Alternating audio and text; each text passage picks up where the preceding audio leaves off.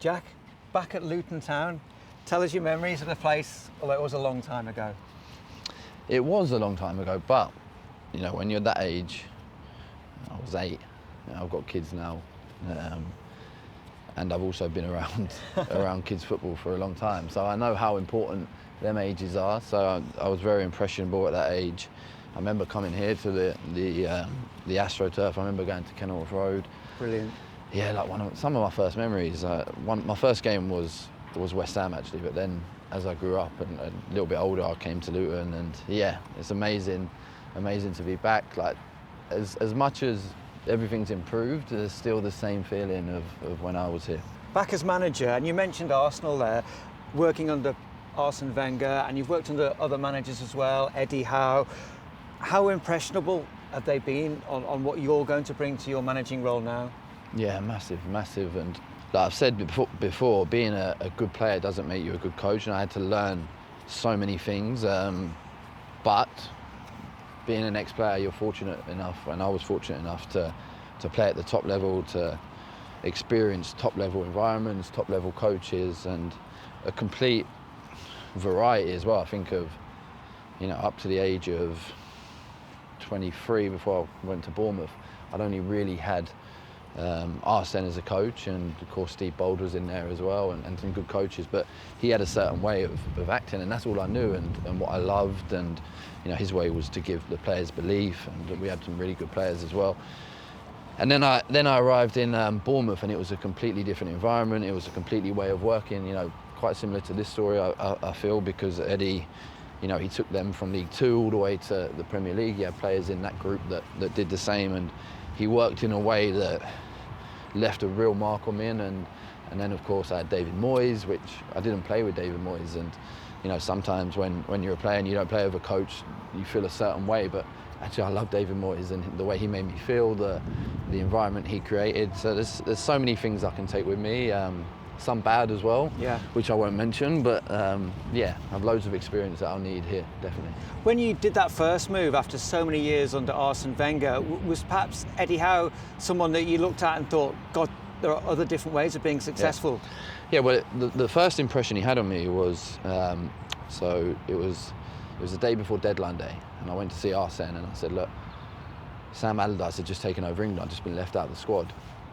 And I said, boss, like, I need to play, I want to get back in the England squad, like, do I have to go on loan? And he was like, yeah, maybe you do. So, you know, I spoke to my family, and I met a few coaches at the time, but one of them I met was Eddie Howe, and he sat in front of me, and straight away what he was saying, how passionate, how intense he was talking about me and what I could bring to Bournemouth, really inspired me. So, yeah, like, completely different way of working. So very similar to Mikel in many ways, like intensity and how he teaches the players what he wants, but so many different experiences that I will need, definitely. Tell us about how you got into coaching then, what the first steps were that you made. So I was actually on this pitch actually when I had a real moment of, so I came back here in 2021, and Nathan Jones invited me back, and you know, I had a good chat with Nathan, and he inspired me as well. And I came here, I trained, and I loved the training, I loved the environment he created, but I couldn't compete physically with the way he wanted to work. And it's probably the first moment where I thought, oh, this is tough from now, and got me thinking in a way. Then I was lucky enough to be invited back to Arsenal, and I was between clubs. I was on my A licence at the time, and yeah, I was surrounded by so many good coaches, Mikel, Albert, and it felt like a real change in the way Arsenal were thinking, in the culture there. Like, it was now about Mikel's going to coach, and he's got a really clear way of playing, and I was close to that and watched how he worked and the things he done, and I'm sure he'll be the first to say as well, he probably made mistakes on that journey, but yeah, I was fortunate enough to be close to that. So probably the answer to your question is probably a few different moments where I realised, but yeah, actually being back at Arsenal and feeling it, and then being offered the opportunity to take the 18s, that was when it really started. And the quality of player you were able to work with then, and your first steps as a coach as well, that must have been fantastic. Yeah, and like, I was fortunate, and there's not many clubs, I don't think, that have that feel. Like, Luton is one, Arsenal is one, like where it's like a family feel, and they feel like they really look after their people. Because when I came back to Arsenal, you know, I quickly realised that I'm not good enough at the moment, and I had to really throw myself into that, and the support that they gave me, and obviously then from the FA with the pro licence and all the different experiences you get there. But of course, the quality of player helped at Arsenal. We had a really good group. You know, Ethan came out of that group, Miles, but also like it's the other ones as well, which I think really helped me, because you know, part of that role is right. Yeah, Ethan, good. Let's go to Mikel, but what about the others? Like, we have to do a real job of trying to give them a career, trying to find that where they're going to end up. Maybe it might be League One, and then can we push them to the Championship? So, yeah, all them different experiences definitely helped me. And the facilities you had there, as well as the players, very different from what you find at a League One club as well. How do you feel you're going to have to adapt to this challenge now that you're faced with? Yeah, of course. I think, well, first of all, I think the training ground's amazing here, and the improvements that's happened, and I feel like everything's there for this club to be successful. We just have to get it right, a few things on the pitch and around the environment. But, you know, it frustrated me at times when you're at a club like Arsenal, because sometimes it's not real, you know, especially for the younger players. And I was constantly trying to find ways to keep them humble, like clean their own boots, make their own drinks, all that type of stuff that, you know, when I was coming through, they were the values that were instilled in me. So, you know, hopefully I can bring that here as well, and get, because we have some players that came through some top academies here, so they have to adapt to that as well, and I think I can help them with that. Is that a cultural thing, and about instilling the culture you want, do you feel? And in many ways it might help here, the fact that players aren't going to have everything laid on a plate for them. I think that, you know, I'm a big believer in humility, and I think that is one of my big strengths, which is not easy to say when you're humble. But yeah, of course, like we have to understand, I think, that we're very fortunate, you know, and we're in a fortunate position where we get to do what we love, number one, but we get to go outside, we get to compete, we get to do something every day that we actually love, and we have to be humble with that. We have to be humble. We have to do the right things at the right time in the environment. We have to speak to people right.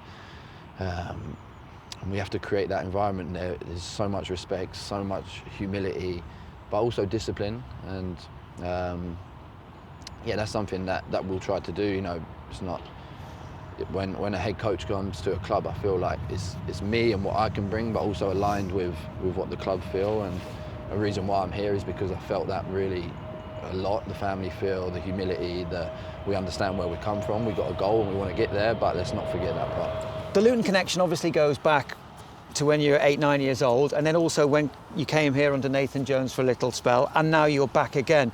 Do you feel that bond is something that you can take forward as well, and when you look at the potential of the place and what you want to achieve here? Yeah, I think it can help in the early days now. I think we need to use that. We need to use everything, the connection I have with the club, the connection I feel like I have with the players, the connection I have with the staff.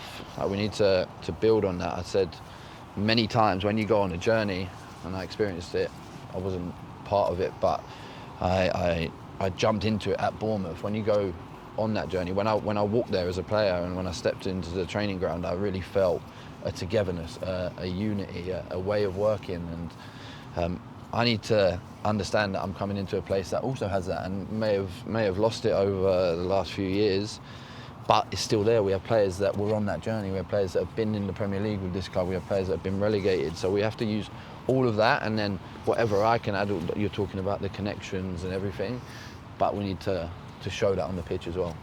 You've brought Chris Powell in as well. Tell us the thinking behind that and what value he can add. You know, I met Powley last year. Obviously, I know Powley through football, and like, he's a legend, so everyone knows him. But I met him last year when I was at Norwich, and he was at Sheffield Wednesday, and we played against him. And after the game, I had probably 20 minutes with him, and I just felt like, number one, his love for the game. His love for the game is, and I share that with him as well. And I think, you know, to step into the management world, the coaching world, I feel like you really need that, because there's some tough times, you need resilience and all that, but actually the deep love for the game is what I felt from him. And then since getting to know him, since we started speaking about this, his knowledge, his know-how, his experience of League One, of League Two, and being down there and building something like a resilience and he's already had an impression on the players. I feel it when he talks, they listen, and he's going to help me a lot. Having that support as well is key, isn't it? Because sometimes it can be an incredibly lonely role being a manager. I guess you've had a glimpse of that sitting as part of a backroom team at Norwich City in particular, but you need that support network. 100%, and my job when I was at Norwich was to be that support and learn about that, and I think that will help me in this role. I have someone who has supported loads and loads of coaches, young, old. Like last year, Chris Powell was with Danny Roll, and like probably a similar role. Danny's probably a little bit older than me, but similar role in helping him and guiding him. But also the people here, the Garys, his staff, and how they've made me feel since I've been here. Like I understood that they're taking a risk, and for them to take a risk and give me an opportunity is one thing, but then to really support me and give me what I need, it feels like. I'm so grateful and hungry to repay the faith they've shown in me. One challenge you'll probably find is that you're working with players who aren't playing at the level you played at, and obviously you're going to have to try and compensate for that in a different way, or bring out different abilities, bring out different strengths in them. How do you feel you'll address that? I'll go back to my time at Arsenal again, because I feel like that really helped me. Because there's players there that will end up in League One, there's players there that will end up in League Two, and we had to find a way. When I first went there, the big job was to try and align the playing style. Now, Mikel's playing style is very complicated, and you have to be very good to do it. So we understood that pretty quickly. So we had to find a way of working with these players that the club wanted. They wanted players that can play in the playing style, but we also had to get the balance right of finding where they were and where they were going to end up. But yeah, I feel like that's the skill of the coach. The skill of the coaches is to look at a team and try and implement my style, but get there the right way. I believe these players can do what I'm asking them to do. I really do believe that. Otherwise, I wouldn't have come here. But it's about how we do it, when we do it, different types of game. We have to, like I said, remember what Luton is as well, and really use that with the crowd and the energy, but try and change the style a little bit.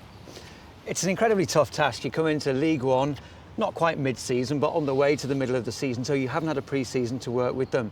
How quickly do you feel you need to hit the ground running? And, if there's something that you want to instill in your players straight away, what would that be? It's probably the belief, because I think when you go on a journey to the Premier League and then it's taken away like that, your belief goes. And probably on the way to the Premier League, it was winning, and then the last 18 months, being in a higher league, you lose games, and that's natural. And then obviously last year, losing probably more games than they thought they would have. So we need to instill a belief and find it again, because it definitely was there.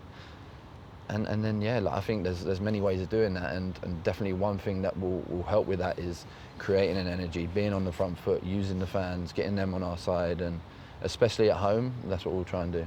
Well, best of luck in everything. Good to see you, Jack. Top man, thank you.